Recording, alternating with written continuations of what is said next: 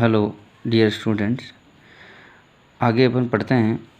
इसी वीडियो को अपन थोड़ा सा कंटिन्यू करते हैं कि लास्ट अपन ने पढ़ा था कि रिले मेथड 3 या 4 मैक्सिमम 4 वेरिएबल्स तक की वैलिड हैं। इसके बाद अगर कोई भी वेरिएबल हैं तो वो, यानी मेरे कहने का मतलब ये हुआ कि 5 अगर वेरिएबल्स हैं तो ये इस मेथड से, रिले मेथड से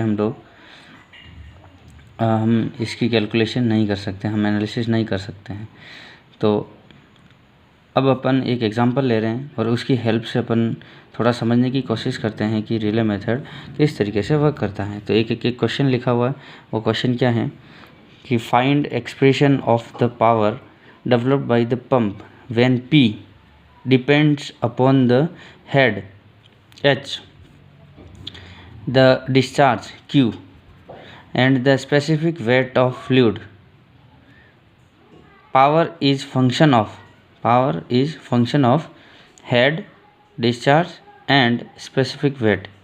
तो अब अपन इसमें रिले मेथड किस तरीके से अप्लाई करेंगे, वही चीज़ अपन P अपना पावर हो गया, जो हेड है वो आपका H से डिनोट कर रहे हैं, डिस्चार्ज आपको Q से डिनोट कर रहे हैं और स्पेसिफिक वेट W से अपन डिनोट कर रहे हैं।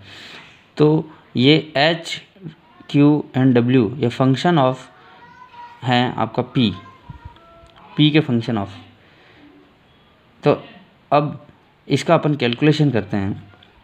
इस इक्वेशन को, जो प्रीवियस जो अपन इक्वेशन अपन कैलकुलेट कर रहे थे कि x = x1 x2 x3 ये जो हैं ये वेरिएबल्स हैं, इस टर्म्स में अपन इसको इस तरीके से लिखेंगे कि capital X = K x1a x2b और x3 की पावर c।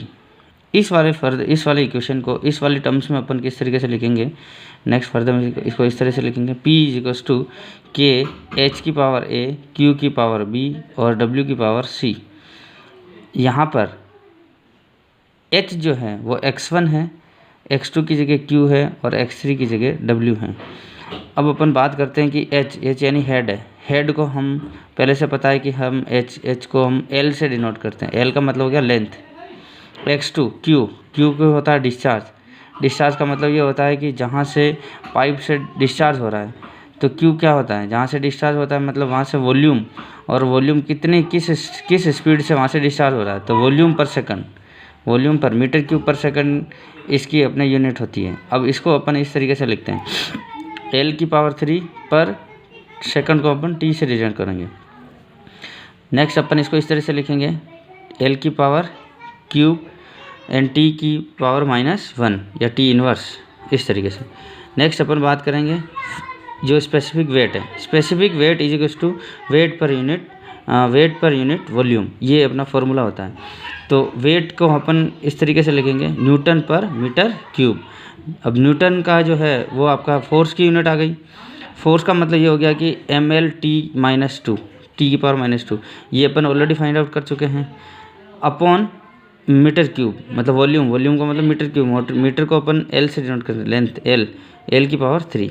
इसको अपन फर्दर किस तरह से लिखेंगे वो है आपका m, और ये इसको अपन नेक्स्ट सोल्व करेंगे तो ये L की पावर -2 और T की पावर -2, ये इसका डायमेंशनल फार्मूला हो गया। नेक्स्ट अब अपन इन तीनों को, जो x1 x2 और x3, इन तीनों की वैल्यू को अपन इस तरह से लिखते हैं। तो P का जो पावर है, पावर का फॉर्मूला क्या हो जाएगा, पावर की यूनिट क्या होगी, वॉट को अपन क्या लिख सकते हैं, नेक्स्ट जूल पर सेकंड। जूल को फिर से अपन कैसे लिखेंगे, जूल को अपन कहते हैं न्यूटन मीटर, और पर सेकंड तो आ ही रहा।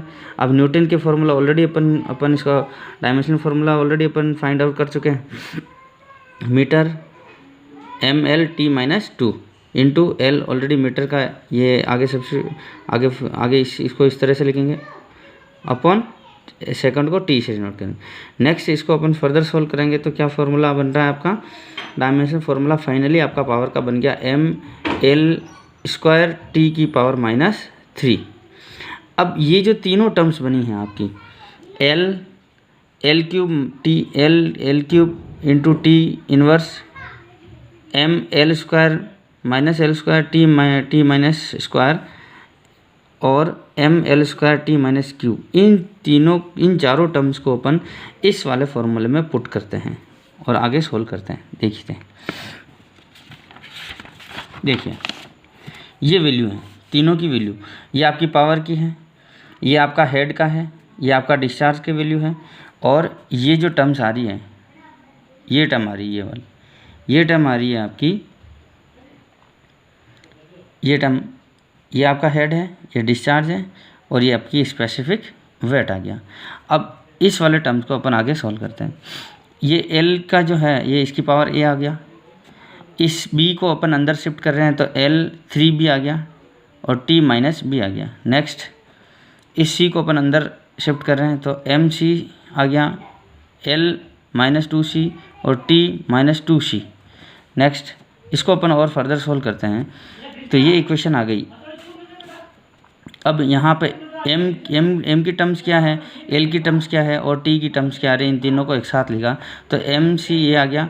एल की जो टर्म्स है वो ये और ये तीनों एक साथ आ गई क्योंकि आपको अगर सेम बेस हैं तो पावर आपकी ऐड हो जाती है। तो एल ये ए, इस वाली प्लस 3b और इस वाली माइनस 2c।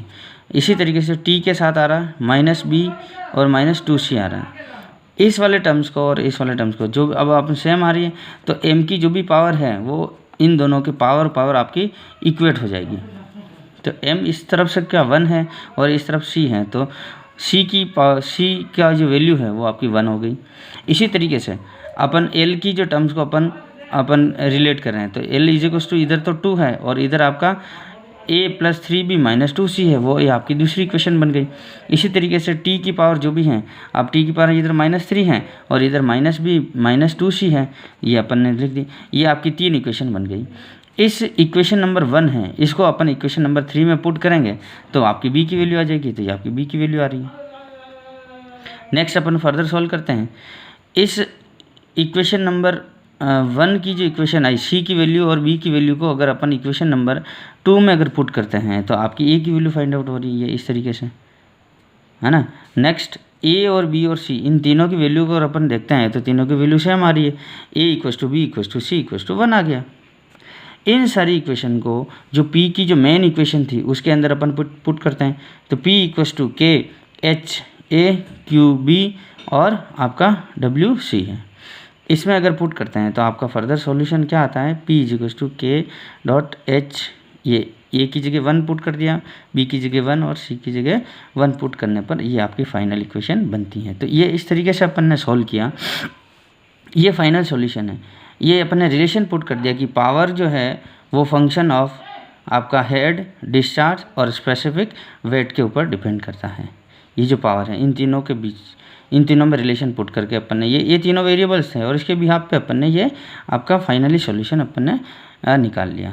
तो ये था आपका एक रिले मेथड के थ्रू हमने एक क्वेश्चन सॉल्व किया। नेक्स्ट अपन आगे वाला जो है बकिंघम पाई जो थ्योरम है वो अपन नेक्स्ट वीडियो में अपन कैलकुलेट करते हैं या फिर उसको अंडरस्टैंड करने की कोशिश करते हैं। Thank you.